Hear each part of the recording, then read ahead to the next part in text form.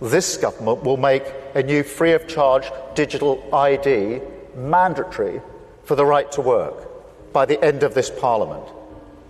Let me spell that out. You will not be able to work in the United Kingdom if you do not have digital ID. There is something big happening in the world that almost no one is talking about. Long term, this is going to change the way we live our day-to-day lives. London is already making this mandatory. I am talking about digital IDs. We need to be really clear. You must have ID, mandatory digital ID, in order to work, because we have to stop illegal working. Oh, as of the making of this video, 25 states have already introduced digital driver's licenses. China also has a version that links to their social credit system. And I have to pass facial recognition identity verification, which is insane, because all I want to do is just spend my gift card balance on this debit card. The fact is, this will be our future. But it's still less complicated than remembering if your password was password 123 exclamation. No, it was PA $$ word 123 exclamation, which, let's be honest, is the real national security threat. We've all been there, staring at a login screen, trying to summon the ghost of a password we set 3 years ago. Uppercase letter, a number, a symbol, and the name of your first pet spelled backward with a hieroglyph in the middle. It's a ridiculous system. Now, for the hard fact, the part that isn't funny at all. While you were proving you're not a robot by clicking traffic lights, a massive chunk of humanity has already enrolled in digital ID.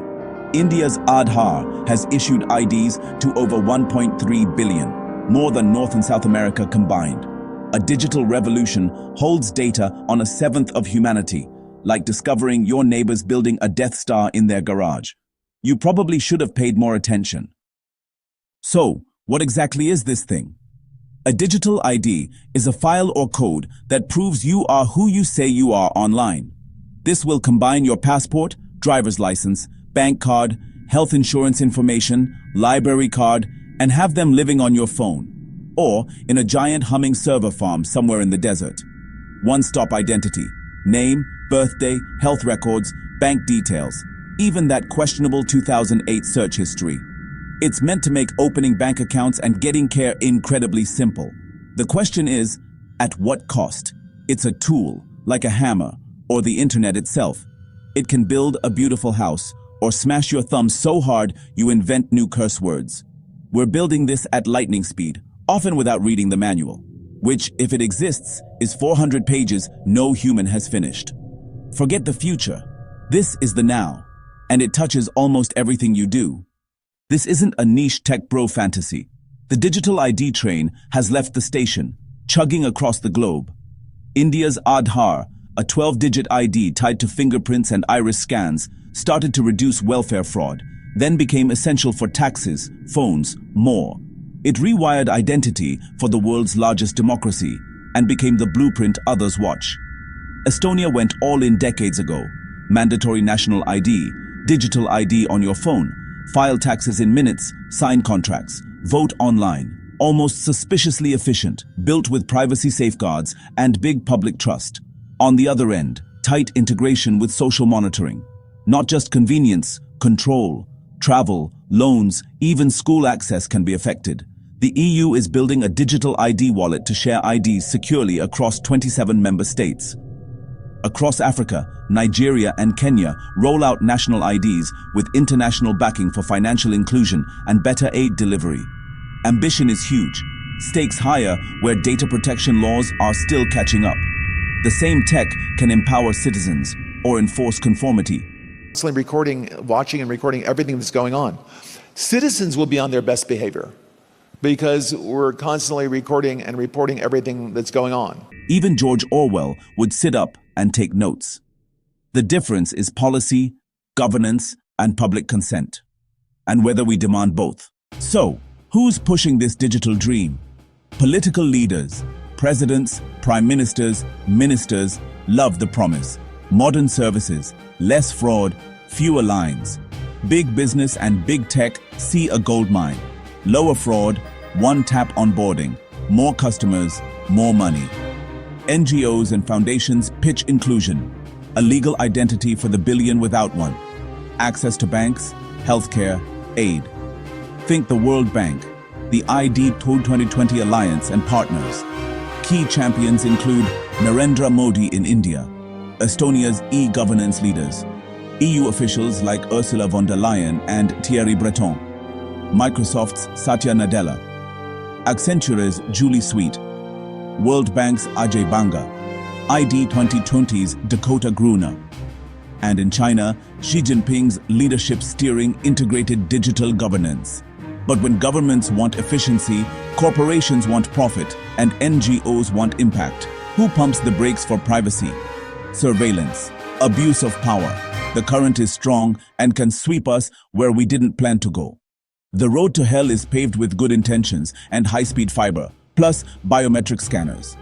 Momentum is not the same as consent. We need to slow down and think. Let's be fair. Take off the tinfoil hats. The brochure is impressive. Number 1, convenience. Imagine never remembering another password, applying for a loan, registering to vote, or checking into a hospital with a quick scan. A frictionless world where bureaucracy becomes instant verification. We might even have time to figure out the end of Lost. For millions without ID, the economy is a locked box. Digital ID could be the key.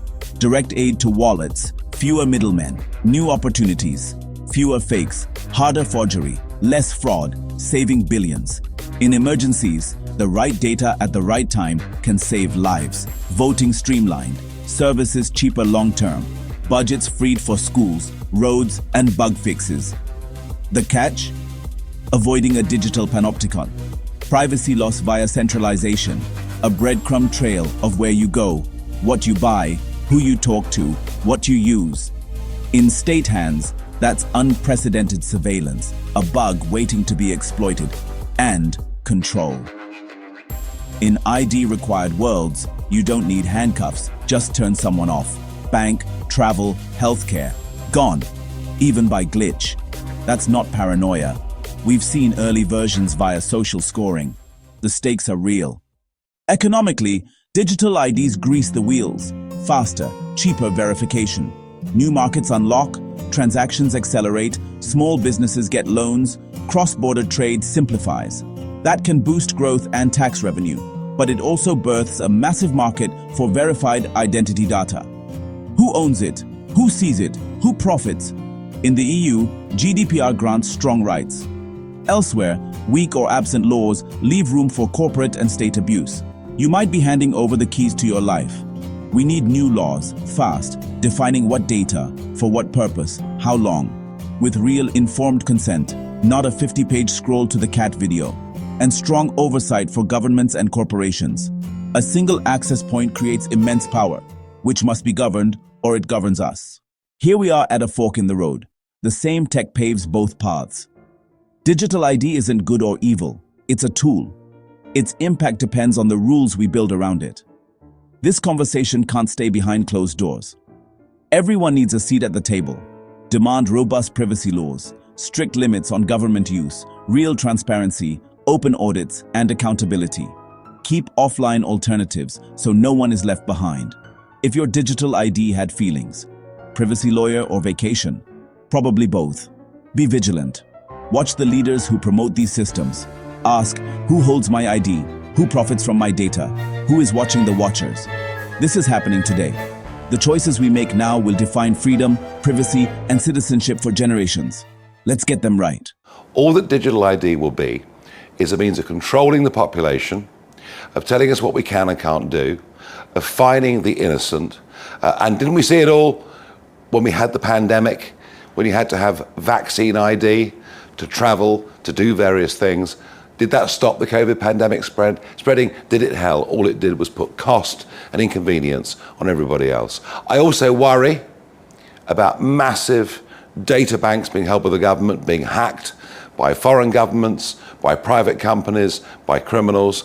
I do not see a single benefit to the government having digital ID other than them controlling what we do, what we spend, and where we go.